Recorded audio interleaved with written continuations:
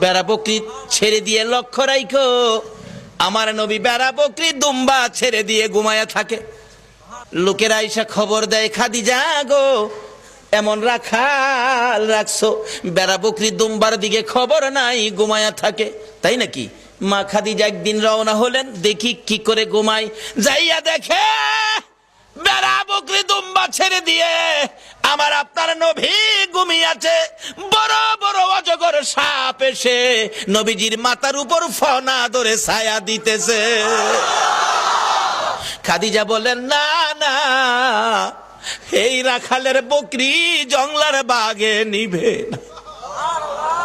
খাদিজা বাড়ির দিকে যায় আর ফিরা ফিরা চায়, এটা কেমন রাখাল রে? এই রাখাল তো সাধারণ কোনো মানুষ নয়। খাদিজা চিনে ফেলেছে। বেড়া বকরি দুম্বা নিয়ে বাড়িতে আসতে বলো আমার রাখালকে। আমার নবী দুপুর বেলায় বেড়া বকরি দুম্বা নিয়ে বাড়িতে রওনা হলে খাদিজা বাংলা রুমে বসে বসে দেখে, এটা কেমন রাখাল রে?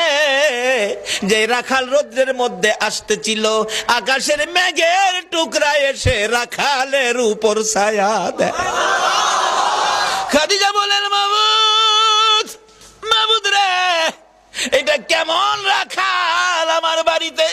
নিশ্চয়ই উনি সাধারণ কোনো মানুষ নয়, নিশ্চয়ই কোনো মহামানব হবে। আসেন, আর বেড়া বকরি দুম্বা আপনাকে চড়াইতে হবে না, শুধু এই জায়গার মধ্যে 2 ঘন্টার ওয়াজ। এই জায়গায় কি ঘটনা ঘটেছে? আজকে এই নবীর চিনি না, যারা চিনেছে তাদের জীবন ধন্য হয়েছে।